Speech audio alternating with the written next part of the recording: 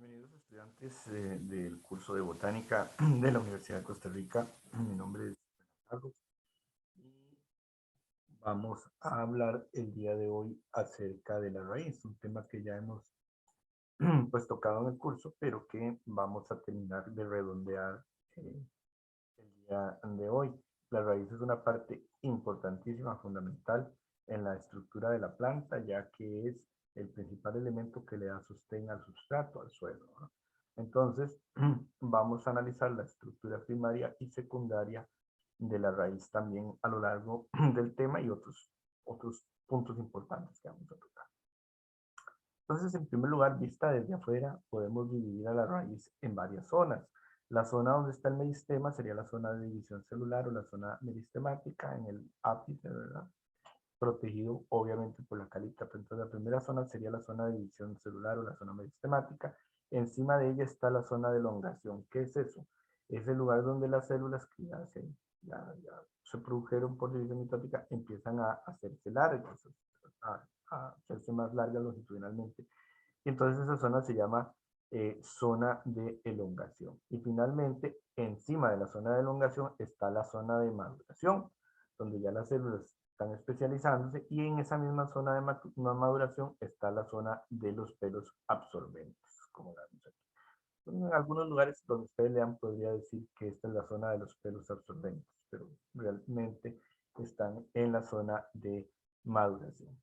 A partir del meristema apical de la raíz, ¿no?, vamos a tener la formación de tres meristemas primarios, que son la protodermis, que va a dar lugar a la epidermis de la raíz.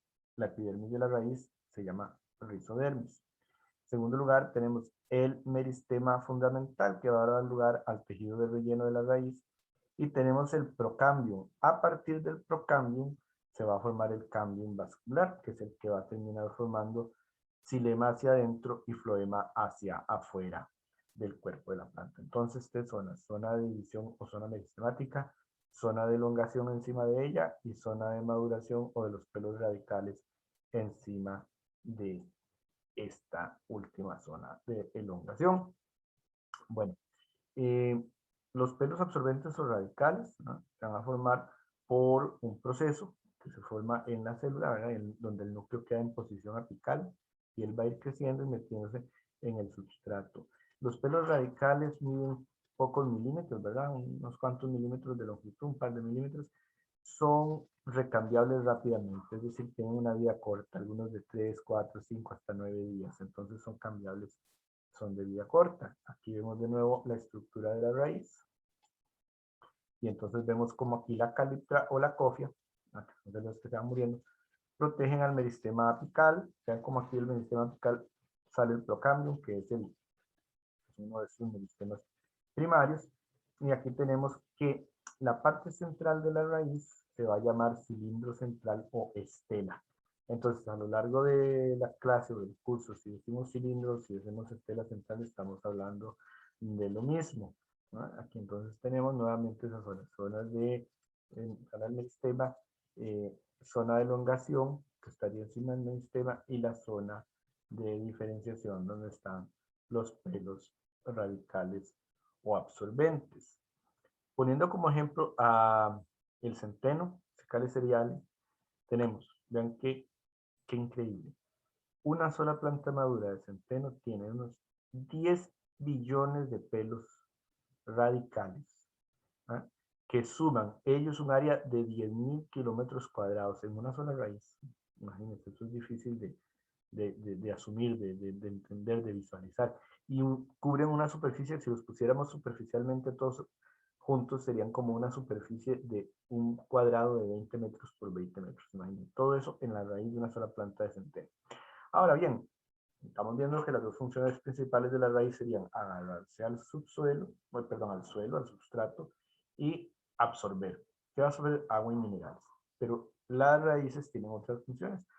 En ellas se sintetizan sustancias como ciertas fitohormonas como las giberelinas y las citoquininas. También hay unas que sirven para guardar alimentos, reserva, proteínas, pero sobre todo almidón, ¿no? Otras sirven para agarrarse, para trepar, En las plantas parásitas hay raíces especiales, se llaman haustorios, que penetran, sirven para penetrar el cuerpo de la otra planta donde se va a fijar la planta parásita y penetrar su xilema y floema. Entonces, dependiendo de la función que vaya a cumplir la raíz, vamos a tener raíces especializadas.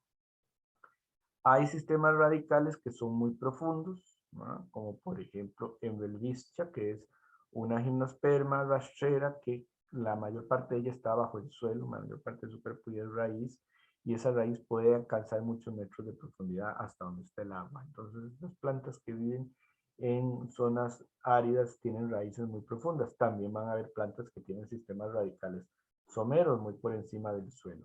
Bueno, aquí vemos un corte transverso de una planta, una raíz, vemos la cantidad de pelos radicales ahí interactuando con granos de tierra del suelo, aquí también vemos eso, y vean aquí la formación entonces como una célula de la epidermis, donde va a formarse el pelo radical, empieza a producir un proceso y vean la posición del núcleo aquí, en la posición distal de esa célula que forma el pelo de la raíz. La disposición de los pelos radicales podemos dividirla en tipos, tipo 1, 2 y 3, ¿verdad? Según estén en un área concentrada, tipo 1, vean aquí, más o menos como formando una espiral, aquí están alternos, tipo 2, aquí están formando hileras. Entonces, todo ese tipo de disposición o organización de los pelos radicales podemos observar. Aquí vemos un esquema de la formación de los principales linajes o líneas celulares a partir del meristema apical. Entonces, en algunos sistemas radicales, ¿verdad?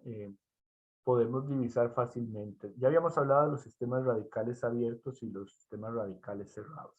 Entonces, para que vuelvan a repasar eso, en alguna de las clases anteriores lo vimos. En este esquema lo que me dicen es que hay algunos de estos sistemas radicales en donde uno puede diferenciar y seguir la célula, ver de dónde viene, de qué parte del meristemo apical viene, ¿verdad? Entonces aquí tenemos el meristemo, ¿no? La zona de células iniciales, una zona quiescente, y entonces aquí vemos el origen, por ejemplo, aquí en amarillo el procambio, aquí en café el periciclo, el metafloema en verde, claro, en verde más oscuro el protofloema, aquí vemos entonces eh, ese tipo de elementos, ¿verdad? Aquí está, se ve una célula compañera, ¿verdad? Bien. ¿Qué es una raíz heterogénica o alurrística? Es aquella raíz en donde tenemos un sistema radical, donde tenemos una raíz principal que es pivotante, ¿verdad? Taproot, es una raíz pivotante principal, y tenemos raíces secundarias que ya pueden crecer lateralmente, oblicuamente, horizontalmente incluso, ¿verdad? No tienen ese gravitropismo que va a presentar tan marcadamente la raíz pivotante o principal, y pueden ramificarse. Entonces tenemos raíces de tercer orden, de cuarto orden, qué sé yo, como vemos aquí. ¿Okay? Entre mayor sea el orden de la raíz, es decir, secundaria, terciaria, cuaternaria, más penetran el suelo en direcciones diferentes. La mayoría de los árboles tienen sistemas radicales alurrísicos o heterogénicos, ¿no? Algunos pueden formar raíces laterales que son muy gruesas y entonces forman como una gran maraña de raíces, ¿verdad? Debajo de la copa, ¿verdad? Que a veces se puede divisar muy bien sobre el suelo, porque en este caso siempre siguen siendo, no hay que confundirlo, siempre siguen siendo sistemas alurrísicos, solamente que pueden tener raíces laterales muy marcadas. Bien, entonces, aquí tenemos la división más básica de las raíces, en sistema de raíces pivotantes y sistemas de raíces adventicias, ¿verdad? Estas que son mechuditas en donde yo no puedo distinguir una raíz principal y mucho menos secundaria tercera, sino que todas son más o menos iguales. Estas son, particularmente, estas se llaman fibrosas, ¿verdad? Bueno, ahora, las raíces homogénicas u homorrísicas serían estas raíces de tipo adventicio. Las raíces adventicias son un ejemplo de raíces homorrísicas, en donde, como les decía, es imposible divisar una raíz principal, porque todas son homólogas, digamos, por así decirlo. Puede ser que tengan ramificaciones, pero si las tienen son muy pocas. Es más fácil encontrar ramificaciones en las raíces pivotantes. Entonces, estas raíces homogénicas u homorrísicas, por ejemplo, las tenemos en los pteridófitos, que son un gran grupo muy grande que alberga los helechos y plantas relacionadas. Y, por ejemplo, en pteridófita la raíz nace del tallo. Muchas veces en los se puede ver fácilmente en los pteridófitos, en los helechos que nacen raíces en la base de las hojas, ¿verdad? Y tocan el suelo. Entonces, las raíces están ahí a lo largo del tallo. Las monocotiledóneas también tienen homorricia secundaria, ¿verdad?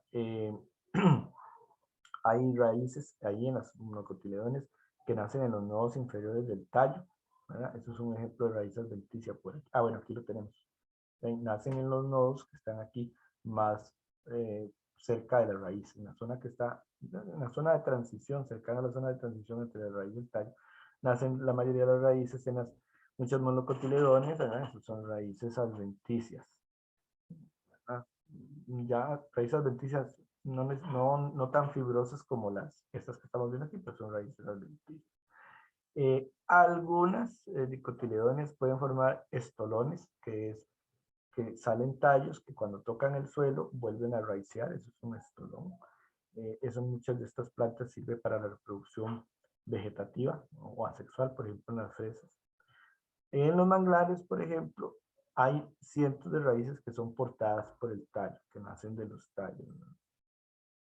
Bien, cuando una planta, hemos dicho, crece a lo alto, a lo largo, decimos que es de estructura primaria, es crecimiento primario, y sus estructuras son estructuras primarias. No todas las plantas van a poder crecer a lo ancho. Las que sí crecen a lo ancho se dice que tienen crecimiento secundario y por lo tanto sus órganos y sus estructuras son secundarios. Bueno, la raíz primaria es aquella de las plantas herbáceas o de las plantas que están creciendo eh, primariamente solo a lo largo. Entonces tienen crecimiento primario. Aquí vemos un esquema muy bonito de la raíz. Todas estas partes ya nosotros las hemos conversado de alguna o de otra forma. Recuerden que la epidermis de la raíz se llama rizodermis. Debajo de la rizodermis está la hipodermis, ¿verdad? Algunas de las células de la hipodermis podrían tener banda de Caspary. Recuerden que, creo que ya lo hemos hablado, las bandas de Caspary son un engrosamiento, primero principalmente de lignina y después de otras sustancias, pero la principal inicial es lignina, que forma un engrosamiento en las paredes laterales, periclinales, y entonces eso es una barrera para el transporte de líquidos por vía apoplástica, es decir, por vía de la pared celular.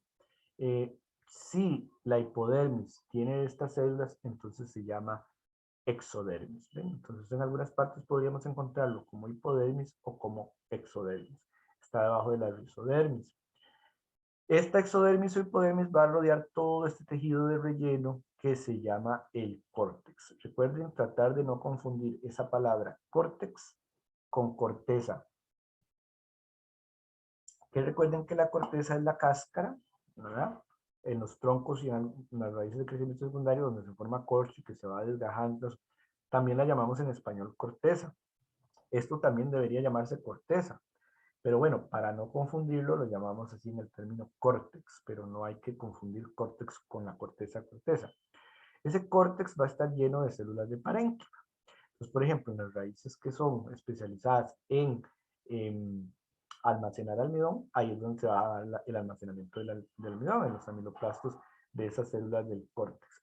Debajo del córtex está la endodermis, ¿verdad? Sería la capa última y más profunda del córtex, está la endodermis, y esa endodermis rodea al cilindro central. Como dije, podemos llamarlo cilindro central o podemos llamarlo estela central. Si digo estela o digo cilindro, pues ya saben a qué me estoy refiriendo, a lo mismo.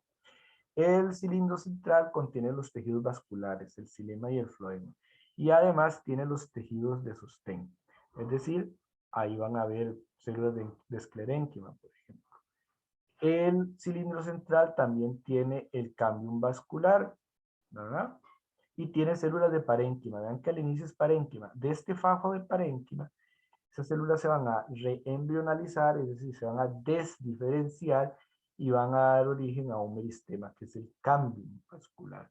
Y ese cambium va a originar xilema y floema. Siempre xilema hacia el interior, que aquí lo veríamos en color negro, y hacia la periferia del cilindro vascular vamos a tener el floema. Ahora, entre este cilindro vascular y la endodermis hay una capa externa que se llama periciclo o pericambium. Muchos le llaman pericambium porque el periciclo va a ser meristemático. De hecho, del periciclo se forman las raíces laterales cuando tenemos raíces laterales, como estas de aquí. Se van a formar del periciclo, estas chiquititas ramificadas. Entonces lo podemos llamar periciclo o pericambium. Esta disposición y por los filos aquí en el cilindro central dan una disposición como de cable y entonces eso le da flexibilidad a la raíz para que no se quiebre, ¿verdad? Mucha resistencia y flexibilidad. Aquí tenemos entonces un corte a través de una raíz de monocotiledonia muy bonita. Vean cómo les dije, ese cilindro central, yo también lo puedo llamar estela, que está bien, estela, la estela. Aquí en rojo se ve muy bonito la endodermis. Eso rojo es la tinción de los engrosamientos de la célula de la endodermis. Entonces esa es la famosa banda de Caspari, ¿verdad? Entonces repito, la banda de Caspari es ese conjunto de engrosamientos de las paredes celulares que vuelven a esas paredes resistentes a que el flujo del agua que viene desde el suelo, penetrando por el córtex hasta llegar aquí. Entonces ahí, cuando llegan al periciclo, se acaba el transporte apoplástico y tiene que convertirse en simplástico, es decir, tiene que pasar por las membranas celulares vivas para poder entrar hasta aquí. Entonces ahí le permite a la raíz seleccionar qué entra y qué no entra. Aquí adentro de estos canales serían los vasos del xilema, el floema estaría por aquí más periféricamente y aunque cueste verlo, aquí debajo de la endodermis estaría el periciclo. El periciclo normalmente va a ser de una sola capa de células, o sea, no estratificado, pero cuando hay crecimiento secundario puede ser estratificado y tener ahí varias capas. Entonces, esta estructura básica, que es muy importante entender bien que vimos aquí, es la estructura de la raíz primaria. ¿Ok?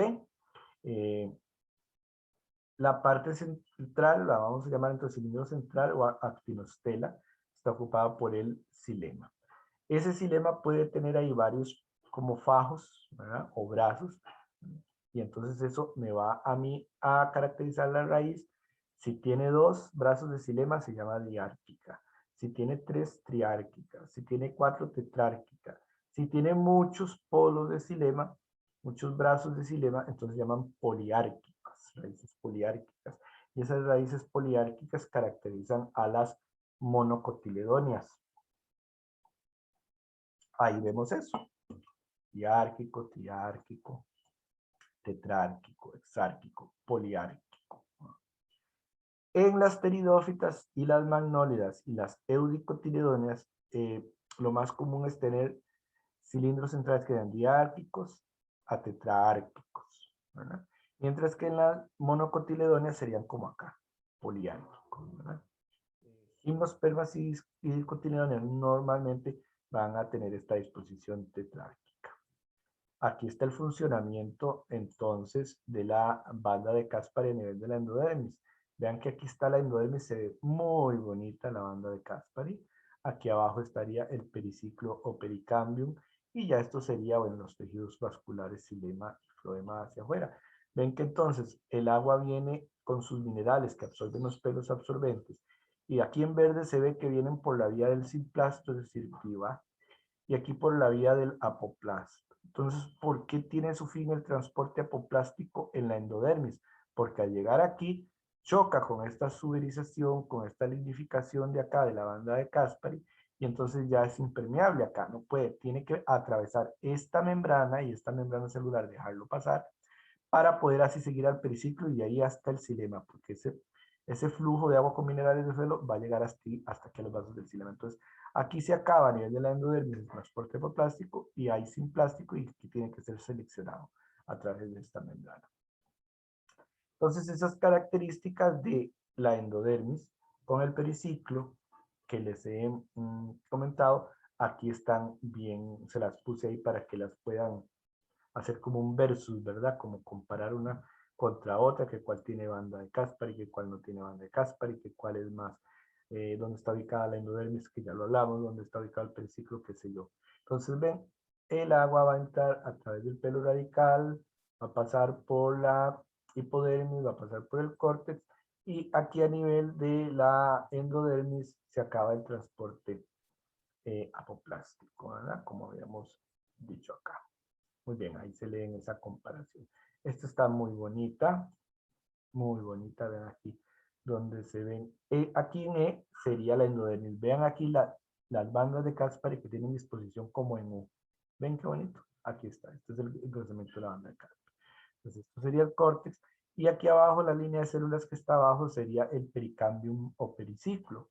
Esto sería el floema, y estos serían elementos del xilema, ¿verdad? Cuando la endodermis es típica, es cuando tiene la banda de Caspary completa, no tiene tampoco espacios intercelulares, no hay espacios entre las células. Eso es una endodermis típica. Bueno, eso de que la banda de Caspary tiene más lignina que suberina ya se los mencioné. Aparte de la endodermis típica, está la endodermis fleoterma, que es aquella que tiene células de paso. Entonces, en esas endodermis, ¿no?, aquí opuesto al brazo de un polo de xilema, la célula que está opuesta hacia el ápice de ese brazo de xilema va a conservar mucho protoplasto voluminoso y va a conservar paredes delgadas y no va a tener banda de Caspary. Entonces permite la entrada fácil de los fluidos si es que existe. No todas las plantas van a tener endodermis fleoterma, tienen endodermis típica o endodermis fleoterma. Entonces aquí pues lo veríamos. Esta sería así la banda de Caspary. Esto sería el periciclo, esto sería xilema, el 5 sería floema, el 2 nos marcaría células del córtex, y el 1 nos está marcando en este caso una célula de paso, porque esta es una endodermis fleoterma, pero vean acá una endodermis típica. Vean qué bonita, está continua, y en este caso esta es de maíz, de maíz me parece, sí, desea maíz. Entonces aquí la vemos, muy, muy, muy bonita. Aquí adentro sería el cilindro central o estela, y esto sería el córtex. Aquí volvemos a ver, vean qué imágenes más bonitas. Endodermis. Esta está con azul de anilina. Vean qué bonitas se vean las preparaciones hechas con azul de anilina. Aquí tenemos el protoxilema y aquí tenemos el metaxilema. En este caso hay un pis o médula, ¿verdad? Estos son células parenquimáticas que están rellenando ahí el centro del cilindro central. Aquí lo vemos también, donde dice pis, es la médula, xilema, floema, endodermis con banda de Caspary y debajo de ella el periciclo. Muy bonitas estas fotografías, en realidad muy, muy, muy ilustrativas. Muy bonitas. Les pongo bastantes pues para que vean, comparen, y es muy importante que se ubiquen cuando vean alguna foto.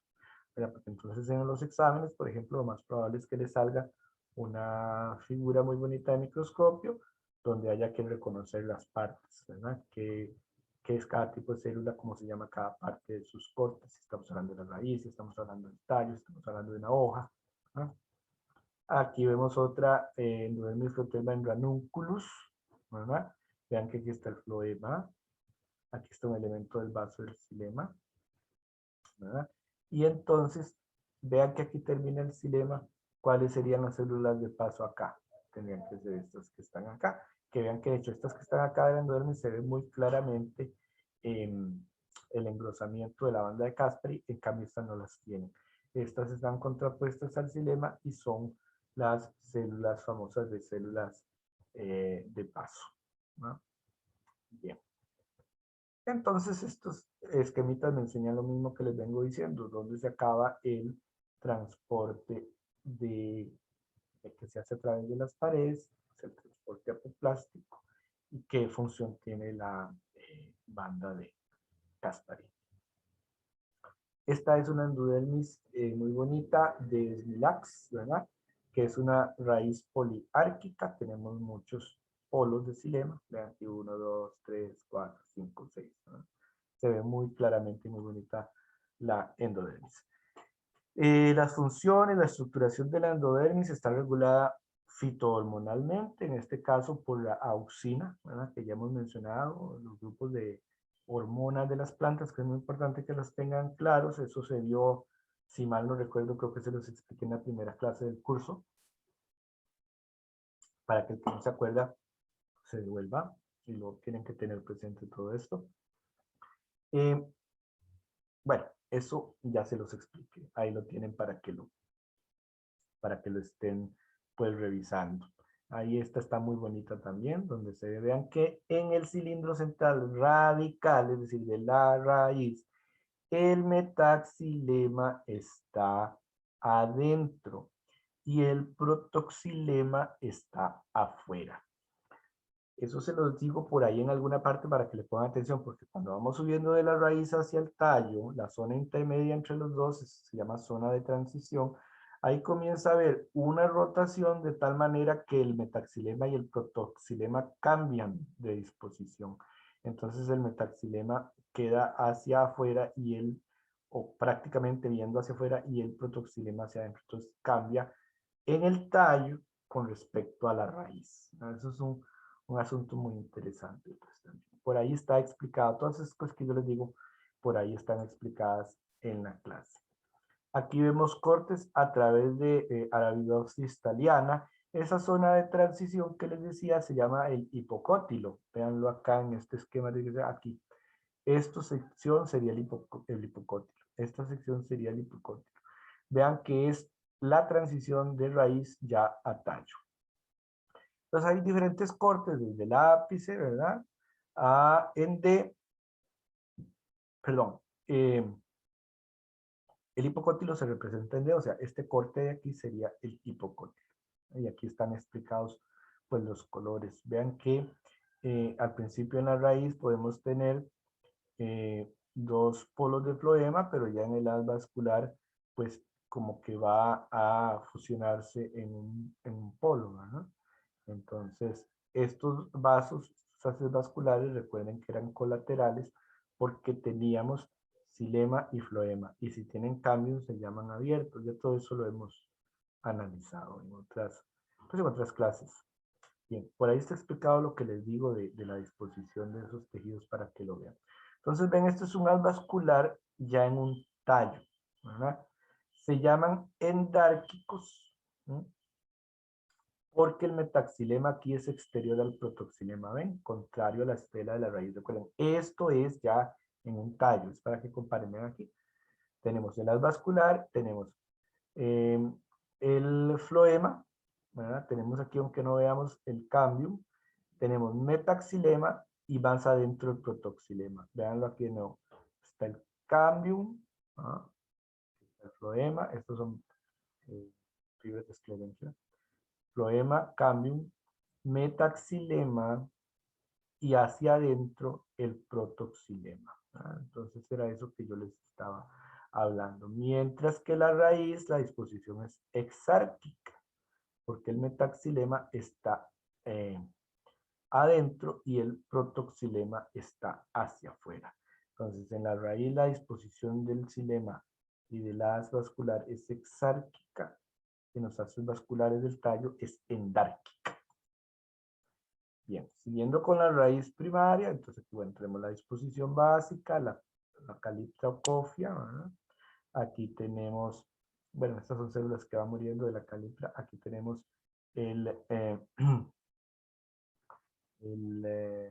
la zona del meristema, ¿verdad? Hay una zona quiescente ahí, hay una zona de iniciales. Y aquí tenemos entonces ya el inicio de la zona de elongación. El periblema es el córtex en desarrollo en la raíz. O sea, las raíces que crecen secundariamente van a tener un córtex. Bueno, cuando el córtex comienza a formarse, ¿verdad? Ese córtex es el lugar donde hay mayor número de mitosis. ¿Y por qué es eso? Bueno, porque él es el que va a formar el relleno de la raíz. Entonces ese córtex en formación se llama periblema. Ahora recuerden que se forma de meristemo fundamental y está constituido por células de parénquima. El pleroma es el cilindro central en desarrollo. Esa estela central vascular en desarrollo se llama pleroma. Y el dermatógeno o epiblema, pues sería obviamente la rizodermis en formación. ¿Bien? Entonces son términos nada más ahí de sentarse a aprenderse. Bueno, vean que cuando hay, este esquema, eso les quería mencionar, cuando hay formación de raíces laterales, ¿verdad? Como en los sistemas pivotantes, esas raíces laterales nacen por encima de la zona de maduración. Hasta que ya termina la zona de maduración es donde se empieza a la zona de ramificación, que es donde emergen las raíces laterales. Aquí vemos una ilustración muy bonita de un corte en donde vean, este es el periciclo y vean que del periciclo están saliendo sendas raíces laterales. Ya en esta se puede distinguir la caliptra, se puede distinguir el meristema apical, y vean que entonces estas raíces laterales nacen adentro de la raíz y ellas se abren campo a la fuerza entre las células del córtex, ¿verdad? Entonces, eso también. Eh, Eso significa que esas raíces tienen origen endogénico. Eso lo que significa es que las raíces laterales se originan adentro del cuerpo de la planta, dentro de la raíz, a partir del periciclo o pericambio.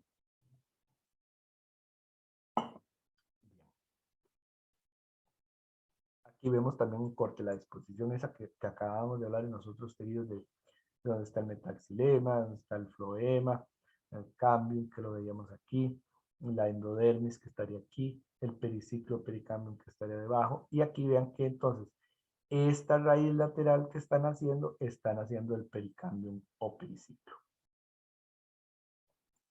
Muy bien. Bueno, eso ya lo mencionamos. En algunos casos, la distribución de las raíces laterales muestran rizotaxia, es decir, que tengan un orden sobre la raíz principal, ¿verdad? ¿Por qué va a haber esta rizotaxia? Porque esas raíces van a venir del pericambio, que normalmente va a estar distribuida esa actividad de formación, ¿verdad? En el pericambio, en el periciclo, sobre los polos del xilema. Algo parecido a lo que hacían las células, una ubicación parecida a la de las células de paso. Entonces, por eso podemos tener ahí unos arreglos o rizotaxias. Vean, por ejemplo, acá, aquí hay un polo de raíces, aquí otro polo de raíces, ¿verdad? Rizotaxia, este es en el rábano. El rábano es diárquico. Entonces, como es diárquico, tiene dos brazos de xilema y entonces va a tener una rizotaxia de dos grupos pues de raíces, ¿verdad? Como en hileras. Está interesante. Las estelas o cilindros centrales vamos a clasificarlas principalmente como protostelas, digamos las que son de una unidad, y sifonostelas, las que tienen ahí interrupciones o interruptos, que por ejemplo en el tallo se da cuando hay interruptos foliares. Entonces, los principales tipos de protostela tenemos la aplostela, que sería como una unidad anular, ahí el xilema está en rosa, el floema está en celeste. Actinostela, si tiene una forma así como de estrella, y plectostela cuando tiene una distribución en franjas de xilema. Vean que todas estas tienen interruptos, entonces ya son sifonostelas. Esta es solenostela, dictiostela, parece un dictiosoma. Esta es una eustela o estela verdadera, ¿verdad? En donde tenemos aquí xilema, floema, xilema, floema, xilema, floema y los haces vasculares, ¿verdad? Cada uno de sus haces vasculares. Aquí tenemos unas fotos muy bonitas de aplostelas de este lado y de sifonostelas de este otro. Entonces aquí tenemos, vean, aplostela en ligonio, actinostela en silotum, vean qué bonita, plectostela en Lycopodium clavatum, una protostela mixta en Lycopodium cernum, y aquí tenemos, esta está muy bonita, esta protostela, sifonostelas, ¿verdad? En Osmunda, en Marsilea, en Adiantum y en Pteris. Entonces esas vean que tienen por todo lado, se ve que tienen los interruptos. Algunas son más fáciles de divisar que otras, obviamente. Bueno, aquí tenemos esas distribuciones de tejido para que se las sigan aprendiendo. Esa es una raíz primaria de Ranunculus repens. Entonces vean, esta en este caso es triárquica. 1, 2, 3 polos del xilema. Ahí se ve muy bien la estructura del resto de los tejidos componentes de la raíz. Esta es un corte transverso, pero en Seamae, vean que aquí yo tengo una distribución diferente que aquí. Aquí es poliárquica. Todos estos son polos de xilema y como son muchos es poliárquica. Cuando ya la planta entonces va a crecer a lo ancho, en las plantas que crecen a lo ancho porque tienen crecimiento secundario, entonces decimos que hay estructuras secundarias y en el caso de la raíz, raíz secundaria. Esto se da en plantas perennes maderosas, ¿verdad? Porque estas se ensanchan desde el crecimiento secundario.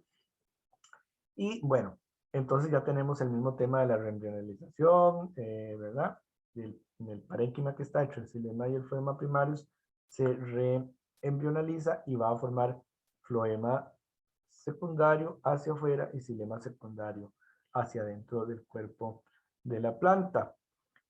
Al inicio, esas regiones de cambio se ven, así se pueden ver de diferentes maneras, pero cuando hay un crecimiento continuo, el cambio de un haz vascular se va a conectar con el otro haz vascular, con el cambio del otro haz vascular y va a formar un cilindro continuo, ¿verdad? Como la planta va creciendo a lo ancho y debajo del cambio se va formando más xilema, el xilema rellena y va ensanchando, ensanchando, aumentando el volumen, ¿verdad? Entonces ese anillo de xilema, perdón, de cambio se va a redondear, ¿verdad? Eh, puede haber estratificación cuando hay crecimiento secundario de la raíz, entonces el pericito sí puede experimentar el convertirse de multiestrato, ¿verdad? Pericambio. Bueno, aquí vemos que aquí el parénquima entre el xilema y el floema primario se reembrionaliza, empieza a crecer y empieza a formar un fajo continuo, ¿verdad? Un cambio continuo. Aquí, ¿verdad? Durante el crecimiento secundario se va formando mucho xilema o madera y esto va a redondear. Ven que entonces aquí al inicio la disposición del cambio era como estrellada, actinoidea, y aquí va a ser ya pues circular, es circularizado por el crecimiento de los tejidos, sobre todo el xilema debajo, ¿verdad? En las raíces no hay rayos medulares verdaderos, entonces los primeros rayos se van a formar a nivel del xilema, ¿no? Entre los polos del xilema. La hipodermis va sustituyendo a la rizodermis, ¿verdad? Que se puede caer, ¿verdad? Incluso antes de que empiece el crecimiento secundario, puede ser que la hipodermis ya haya sustituido a la rizodermis, porque tanto la rizodermis como el corcho, como tienen que resistir el aumento de volumen desde adentro hacia afuera, se van desgarrando. Entonces, ese desgarre hace que la hipodermis termine pues teniendo que sustituir a la rizodermis, porque todas esas estructuras se van desgarrando, se van desgajando, se van perdiendo, ¿verdad? Cuando tenemos pericambio multiestratificado, periciclo multiestratificado, podemos tener algunos felógenos, algunas células con actividad felogénica que puedan formar ahí algún tipo de corcho en el exterior, ¿verdad?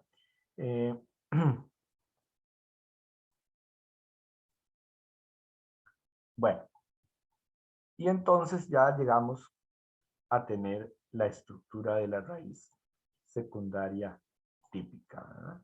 Entonces, vean que aquí es la peridermis, y lo que vaya quedando ahí. Tenemos el cambium, tenemos aquí el xilema, ¿verdad? Que va a formar, pues, a constituir la madera. Y pues el floema va a quedar ahí en la parte exterior de ese cambio. Esa sería la estructura de la raíz, pues, secundaria. Ahora bien, les decíamos que las raíces pueden tener modificaciones para cumplir otras funciones específicas. Por ejemplo, las raíces pueden ser que aparte de la función de absorber y de amarrar a la planta al suelo, tengan funciones como la captación de aire.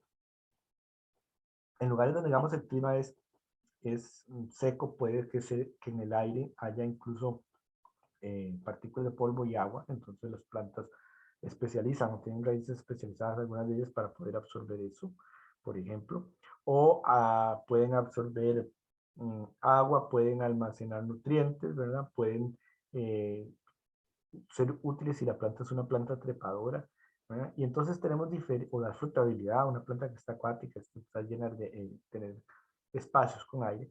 Entonces, ¿qué es lo que vamos a ver? Que vamos a tener una serie de modificaciones de esas raíces. Vean, por ejemplo, estas raíces son para almacenamiento, esta es una raíz que de forma cónica, de forma fusiforme, de forma napiforme o forma de nabo, de forma tuberosa, esas son para absorber.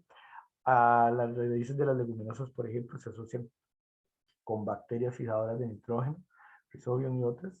Hay varios géneros de bacterias y entonces pueden formar estas nodulaciones. Entonces decimos que son raíces noduladas, es una especialización simbiótica para la fijación de nitrógeno, ahí viven las bacterias. Tenemos, por ejemplo, que hay raíces que pueden generar gemas adventicias de las cuales crezcan nuevas plántulas por procesos sexuales, entonces decimos que esa raíz está ayudando a la propagación, ¿verdad? Esas raíces fasciculadas que vimos que nacían en los nodos cercanos al suelo, ¿verdad? Entonces ahí tenemos raíces así, por ejemplo, en la caña, en el maíz. Tenemos ciertas raíces, hay ciertos árboles, ¿verdad? Eh, que tienen ramas gruesas y de esas van saliendo raíces de esas ramas, vean, y pueden descender hasta el cielo y ayudar en el, hasta el cielo, perdón, hasta el suelo, y pueden ayudar en el sostén de ese árbol. O tenemos, por ejemplo, raíces, vamos a decirlo entre comillas, respiratorias, por así decirlo, que tenemos en casos, por ejemplo, en los manglares, que viven en esas zonas pantanosas y anegadas, entonces tienen geotropismo negativo y esas raíces van a salir hacia arriba y esas raíces se van a llamar neumatoforos porque van a estar especializadas en absorber aire para darle aire a la planta. Y vean que esos neumatoforos van a estar llenos de huequitos o poros llamadas lenticelas. Puede ser que en algunos lugares diga nada más poros de los neumatóforos, pero también las podemos llamar lenticelas. Esto sería en el caso de un manglar. Aquí lo vemos también, los neumatóforos de un manglar. Vean, y eso es para capturar pues oxígeno. Vean el montón, son prominentes, ¿verdad? Esas raíces de los manglares son muy interesantes. Aquí tenemos el caso de las plantas trepadoras que pueden tener modificaciones, ya sea en los tallos o en las hojas, ¿verdad? Para trepar y enroscarse. Esto se llama tendril, en español un zarcillo. Entonces usan zarcillos para pues subirse a rocas, a otros árboles, a lo que puedan. Ya puede ser de esos zarcillos, modificaciones de tallo o modificaciones de hoja, ¿verdad? Entonces todo eso son adaptaciones. Las raíces de las plantas epifíticas son adaptadas. Y los haustorios son otra gran modificación. En las plantas que son parásitas, ellos lo que van a hacer es producir procesos que penetran en el córtex, en el cuerpo de la raíz o del tronco de otra planta y van a penetrar su xilema y su floema para absorber pues nutrientes. Entonces son parasíticas, ¿no? Aquí vemos una planta parásita y aquí vemos el haustorio. Este sería un corte muy bonito, un corte transverso, en donde vemos el haustorio, estos serían los llamados cuerpos hialinos, y aquí esta línea roja representa la frontera de interacción entre la parásita y esta es la raíz, en este caso de arroz, ¿verdad? Es triga, hermontica, parasitando raíces de arroz. Entonces vean cómo el haustorio penetra el cilindro central, donde está el xilema y el floema, para alimentarse los fluidos. Otro ejemplo es el mistletoe, es otra planta parásita. El mistletoe es el que se usa en los países del norte como una tradición que cuando se pone en las casas en Navidad arriba, y si hay dos personas paradas debajo del mistletoe, tienen que darse un beso. Entonces aquí vemos cómo esa planta está aquí parasitando a esta otra. Esta es la plantilla del mistletoe parasitando aquí, metiéndose en el tronco de esta otra planta. Entonces tenemos como estructura generalizada estas plantas parasíticas, que afuera tenemos la raíz de la parásita, ¿verdad? Aquí tenemos los cuerpos hialinos, sería la corteza de la parásita, los cuerpos hialinos, ¿verdad? El proceso de penetración, que sería esto que dice aquí, PX, ¿verdad? Los discos elipsoidales, aquí del final, ¿verdad? Que son en sí las puntas de los astores. Esto sería la estela de la planta hospedera. Aquí tenemos la estela.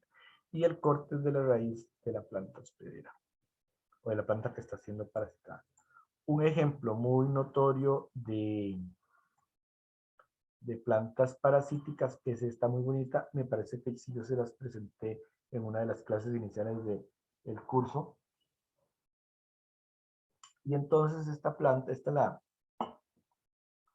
la flor más grande una de las flores, debe ser la más grande, es muy común en el sureste asiático, en Filipinas, Borneo, en esas zonas. Y entonces esta planta, esta flor tan enorme, tiene austorios especializados. Y entonces ella vive sobre otras plantas, ¿verdad? Es una planta parasitaria. Y es muy bonita y es pues bastante interesante. Las raíces especializadas en guardar alimentos, en guardar el almidón, van a tener ahí un montón de parénquima, ¿eh? Entonces tienen esa especificación de parénquima. Tenemos, por ejemplo, corte transverso de la raíz de Daucus carota, que es la zanahoria, que guarda muchos almidones y azúcares. Otra que se encarga del almacenamiento, Hipomoea batatas, el camote. Vean qué bonito, aquí todo este corte es lleno de células con aminoplastos prominentes. Aquí este xilema aquí muy bonito, muy desarrollado. ¿Ah? Esta es la raíz aérea de una orquídea, que ya también habíamos mencionado eso en las clases de laboratorio, que en este caso ellas tienen un velamen, que es una epidermis multiestratificada, para guardar ahí aire y humedad, ¿verdad? Entonces eso lo llamamos el velamen, como lo vemos aquí, ¿verdad? Esto sería el córtex, esto sería el velamen, esto sería la exodermis y esto sería pues el cilindro central o estela central. Muy bonito. Aquí también vemos un detalle de eso, ¿verdad? Pues obviamente dependiendo de la planta va a tener más o menos cantidad de estratos en el velamen, pero aquí lo podemos ver. El velamen encima de la exodermis. Entonces el velamen es una epidermis multiestratificada. Vean que aquí se ve en esta otra orquídea, se ve mucho más prominente ese velamen, debajo la exodermis, debajo el córtex y debajo el cilindro vascular central o estela o cilindro vascular. Finalmente ahí en el capítulo del correspondiente libro de texto les van a hablar de ciertos puntos. Yo quise tal vez llamar la atención al tema de las micorrizas. ¿Por qué? La micorriza es la unión entre un hongo y una raíz. En primer lugar, definamos el concepto de rizósfera. Todo el volumen del suelo que está influenciado y alrededor de una raíz se llama la rizosfera. ¿Ok? Sabemos que ahí está un microbioma de la rizosfera, es decir, un conjunto de microorganismos que conviven e interactúan con la rizosfera. Los hongos son muy importantes porque son excelentes absorbentes. Y entonces ellos se asocian con las raíces y le dan a la planta, le aumentan su capacidad de absorber agua y sales minerales. A su vez, la planta les devuelve sustancias con carbono, azúcares y demás que son indispensables para el hongo. Recuerden que el hongo es aprofítico, él no puede fotosintetizar. Hoy en día sabemos que la colonización de la tierra, de los continentes, por las plantas, que originalmente vienen de las algas marinas y acuáticas, tuvo que haber sido ayudada muchísimo por las micorrizas. Más, de hecho, son pocas las plantas en las que uno no encuentra una asociación micorrízica. Ahora vean que el hongo es un micelio enorme como una telaraña que va a envolver, encapsular esas raíces, y entonces dependiendo, puede ser que el hongo penetre las células o no. Si el hongo queda nada más a nivel externo, se llama una ectomicorriza. Si el hongo puede penetrar las células, se llama una endomicorriza, ¿verdad? Entonces vean aquí, todos estos hilos es micorriza. Vean acá, este está, digamos, cuando la micorriza recubre bien, forma como una corteza, ¿verdad? Como un tegumento ahí encima de la raíz, como estamos viendo aquí. Es muy interesante esa relación simbiótica y es tan importante. Bueno, aquí vemos una fotografía muy bonita en donde se ven las cifras del hongo creciendo a través del córtex radicular. Vean que una clasificación, digamos, sencilla, primaria de las micorrizas es dividirlas en ectomicorrizas, si no penetran el tejido, endomicorrizas, si sí entran en raíz en la célula, y las ectendomicorrizas, que son intermedias. Pero eso es una clasificación muy básica, porque es mejor clasificarlo por el grupo de plantas, ¿verdad? O por el tipo de hongo que hace la micoriza. Pero entonces podemos decir que básicamente podemos clasificarlas en endomicorrizas, ectomicorrizas y ectendomicorrizas. Y dan la importancia de la micorriza para el crecimiento de la planta. Vean, esta cebolla crecida con micorriza y esta cebolla sin micorriza. la diferencia es prominente. Vean esto es un junípero, me parece. Sí, vean el junípero sin micorriza y con micorriza. La diferencia es abismal, para que vean la importancia de esas asociaciones. Esta que está aquí me clasifica un poquito ya más detalladamente las micorrizas. Podemos clasificarlo como vimos anteriormente, pero aquí ya está como más trabajado un poquito. Vean que en la formación de micorrizas el hongo puede ser o un ascomicete, o un basidiomicete, o un glomeromicete. Recuerden todos esos términos, ya los vimos en biología. Por ejemplo, estos basidiomycetes y ascomicetes pueden hacer ectomicorrizas. Aquí en las micorrizas ectendomicorrízicas arbutoideas las hacen los basidiomycetes. Vean que son intermedias y forman unas estructuras adentro de la raíz que se llaman arbutoides, ¿no? Los ascomicetes se encargan de las endomicorrizas ericoideas, ¿no? Los basidiomycetes de las endomicorrizas orquídicas, ¿verdad? Que afectan a ese grupo de plantas. Y vean acá que las endomicorrizas arbustivas las hacen son los glomeromicota o glomeromicetes, ¿verdad? Esos son los que están especializados en hacer endomicorrizas arbustivas, en donde lo que ocurre es que aparte de la estructura externa del hongo, la hifa, el micelio, puede entrar a la célula y formar una estructura que parece un árbol, que se llama un arbúsculo. Y ese arbúsculo va a estar en contacto y rodeado por toda la plasmalegma, o sea, la membrana celular de esa célula donde entra. Entonces él penetra la pared y la célula se organiza para estar alrededor de ese arbúsculo. O sea, que no penetra la pared, pero no penetra la membrana celular, sino que ésta se dispone alrededor de ese arbúsculo. Entonces, los que forman endomicorrizas arbustivas son los glomeromicetes. Ectomicorrizas pueden formar basidiomycetes y ascomicetes. Ectendomicorrizas arbustoides la forman los basidiomycetes. Endomicorrizas ericoideas, ascomicetes, y endomicorrizas orquídicas, los basidiomycetes. Esta es como una clasificación ya un poquito más eh, detallada que la generalista que vimos al inicio.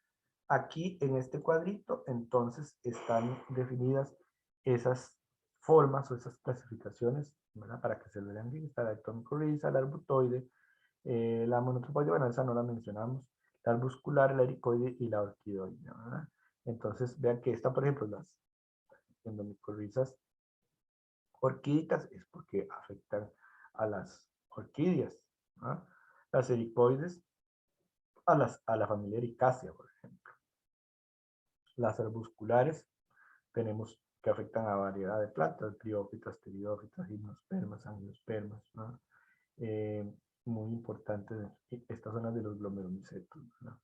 Las arbutoides las tenemos en Ericacea, en Arbutoidea, y las ectomicorrizas, las básicas, digamos, en gimnospermas y angiospermas en general. Entonces esta tablita está mucho más bonita que la clasificación generalista anterior.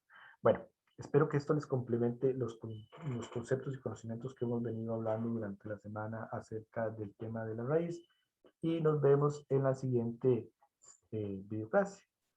Muchas gracias por su atención.